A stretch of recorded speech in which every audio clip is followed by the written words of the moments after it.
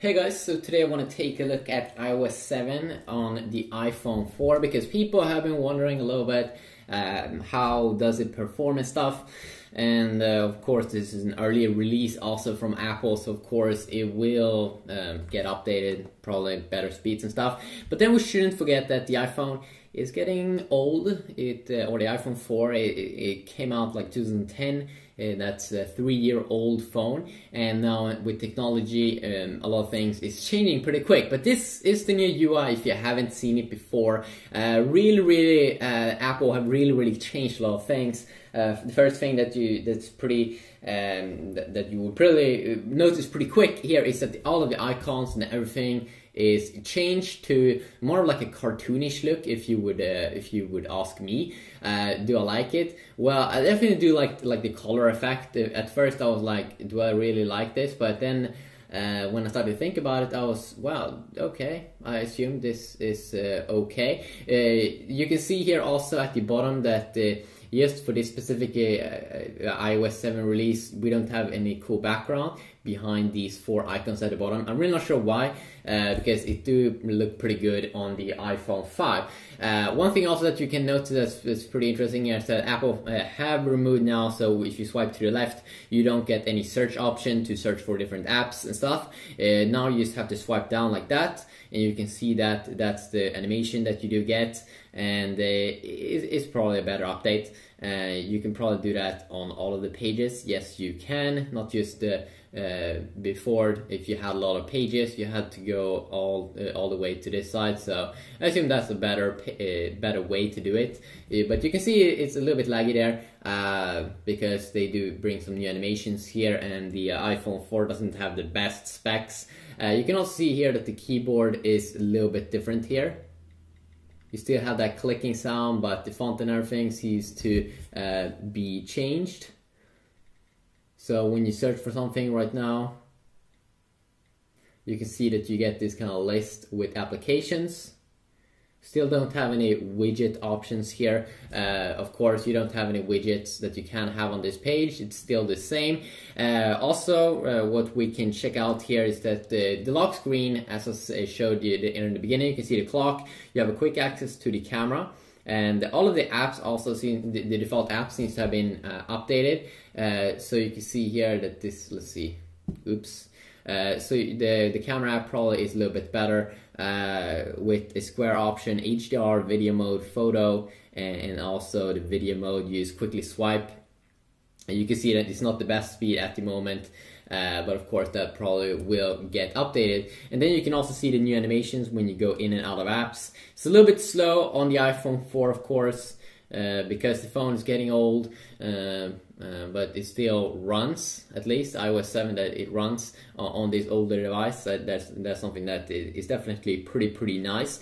Also, what we can see here is that on the lock screen, if you want to launch the phone, you don't have that swiping thing anymore at the bottom. You just have one swipe here to the left side, and then you quickly will launch the apps. You can also see here when I load up the screen like this, that you get kind of like a gradient, or it doesn't load up fully immediately, but it has a cool like fade away effect, I'm pretty sure. And then of course also we do have finding some toggles here inside on the lock screen, toggles for the quickly enable and disable stuff like Wi-Fi, airplane mode, Bluetooth, sleep mode, kind of screen rotation mode, and then also a brightness slider here, which is pretty nice. If you play music with Spotify or the default music app, then of course you'll be able to here change the sound volume, and then also play and pause, change to the next track. You also have some quick access here to some things at the bottom, like a flashlight, a compass actually, the calculator, and the camera. So a quick little cool thing over there. Finally, some quick toggles. And also now, if we take a look here, if we swipe down, you can see here that when we swipe down from the notification center here, you can customize this a little bit. You can see here that they focus a lot on having calendar here, and then some stocks. Not really sure why they always have the stocks over here. But focusing a lot here on the calendar, on what you should do today, you just one swipe down. You can probably also see all your notifications here and miss stuff. I'm not really sure how notifications will look because I haven't got a notification on this phone right now. But that is definitely also a change. Also, in terms of multitasking, let's see here. If you open up some stuff,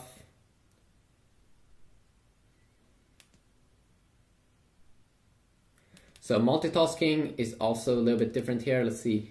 There we go. So this is how the multitasking area now looks like. Instead of being at the bottom with these small icons, this is how the multitasking area looks like. So at the left page here, if you go far to the left, you will find all of your apps that you can quickly jump back to. But then they made it a little bit different here. Is that we can see all of our opened apps here, and if we want to close an app, we can quickly use a swipe up to remove it. And I assume that's a better update than the earlier little thing that they did have going on there. So that's definitely something that I do enjoy.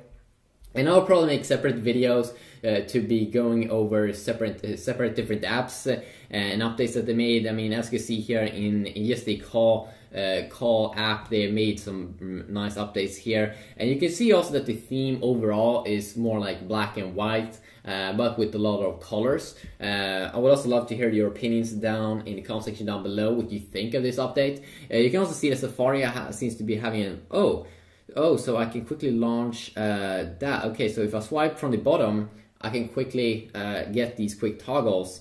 Wow, that is very, very nice. It's not just on the lock screen. Okay, I totally understand. So that is pretty sweet. So swipe down for searching stuff. Swipe up from the bottom, and you will get some quick toggles. Pretty sweet. You still have also Siri. I'm not sure if it works. Okay, yeah, you don't have that, of course, on the iPhone 4, I'm pretty sure, but it should be available. It should work perfectly with the iPhone 4S. And we do have Apple's own Apple Maps here that they probably update a lot as well.